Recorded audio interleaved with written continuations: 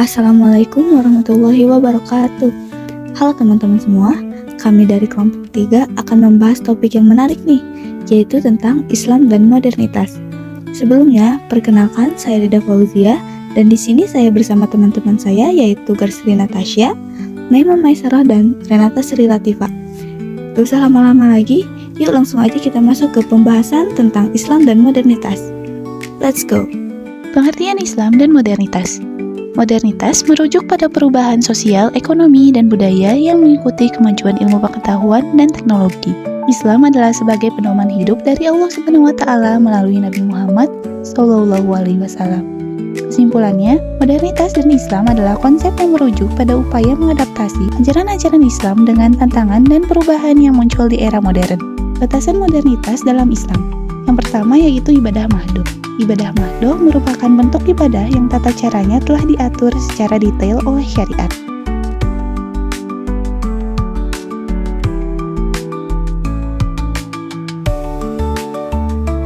Yang kedua ada ibadah ghairul mahdoh. Pada aspek ini, modernisasi diperbolehkan selama tidak bertentangan dengan prinsip-prinsip Islam.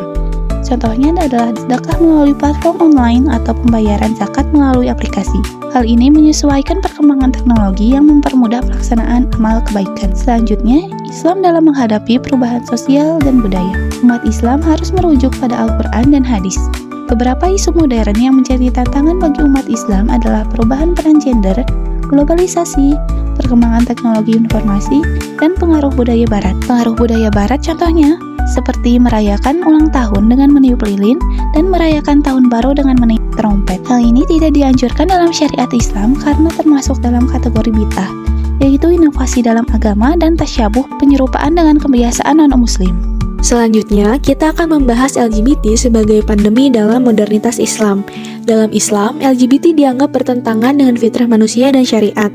Istilah pandemi dipakai secara kiasan untuk menggambarkan bagaimana ide, gaya hidup, dan normalisasi LGBT menyebar lewat media global, budaya pop, dan kampanye hak asasi. Modernitas yang mengedepankan kebebasan individu membuat hal ini makin diterima, sehingga jadi tantangan bagi umat Islam untuk menjaga nilai moralnya. Sebagai contoh kisah kaum Sodom yang merupakan pelajaran dari Al-Quran. Kaum tersebut terkenal dengan homoseksual yang meluas. Meski sudah diperingatkan, mereka menolak dan mengejek dakwah Nabi Lut. Akhirnya, Allah menghukum mereka dengan membalikan negeri dan menghujani mereka dengan batu. Pesan dari kisah ini jelas bahwa penyimpangan dari aturan Allah bisa menghancurkan moral dan masyarakat.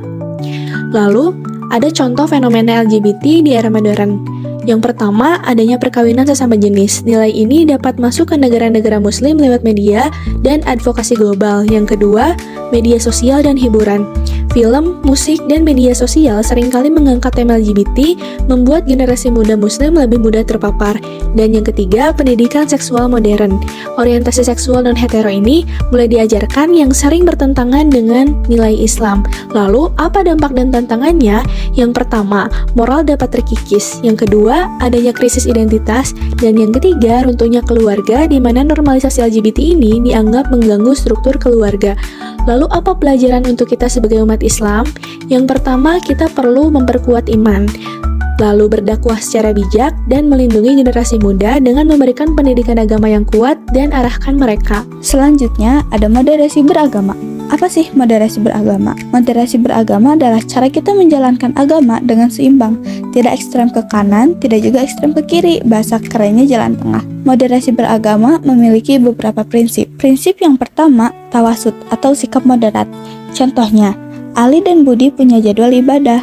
Ali ibadah terus sampai lupa makan dan istirahat. Budi kebalikannya, jarang ibadah karena terlalu sibuk main. Keduanya nggak seimbang. Idealnya kita ibadah sambil tetap menjaga kesehatan dan tanggung jawab lainnya. Prinsip yang kedua, tawazun, yaitu keseimbangan. Dalam kehidupan, kita harus adil, gak cuma fokus pada dunia atau akhirat saja. Misalnya, kita bekerja untuk dunia, tetapi tetap ingat untuk bersedekah dan berbagi. Prinsip yang ketiga, tasamuh atau toleransi. Kita perlu menghormati perbedaan, baik keyakinan maupun pandangan. Melalui toleransi, kita bisa hidup rukun dan damai. Prinsip yang terakhir yaitu musawah atau kesetaraan. Semua manusia sama di hadapan Allah. Yang berbeda hanya ketakwaan, bukan warna kulit, status, atau kekayaan. Misalnya, di tempat kerja, si bos memberikan kesempatan yang sama kepada semua karyawan tanpa pilih kasih. Pandemi atau wabah penyakit dalam Islam sering dipahami sebagai ujian atau peringatan dari Allah atas perilaku manusia. Dalam konteks LGBT, Islam mengajarkan bahwa hubungan sesama jenis adalah perbuatan yang dilarang, sebagaimana yang diabadikan dalam Al-Quran melalui kisah kaum Nabi Lut. Dalam kisah tersebut, kehancuran kaum Nabi Lut dijadikan peringatan bahwa penyimpangan dari fitrah manusia dapat mendatangkan azab Allah.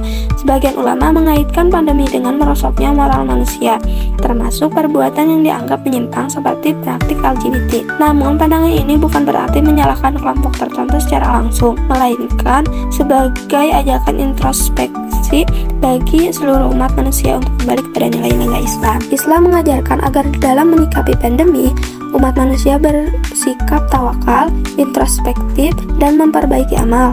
Dakwah kepada individual yang melakukan perbuatan yang dilarang, termasuk LGBT, sebaiknya dilakukan dengan cara yang bijak dan penuh kasih sayang, karena setiap manusia memiliki kesempatan untuk bertaubat dan kembali kepada jalan yang diridhoi Allah. Pandemi juga mengingatkan bahwa bala atau ujian adalah tanggung jawab kolektif, sehingga semua pihak perlu mendekatkan diri kepada Allah, meningkatkan ketaatan, dan saling mengingatkan dalam kebaikan.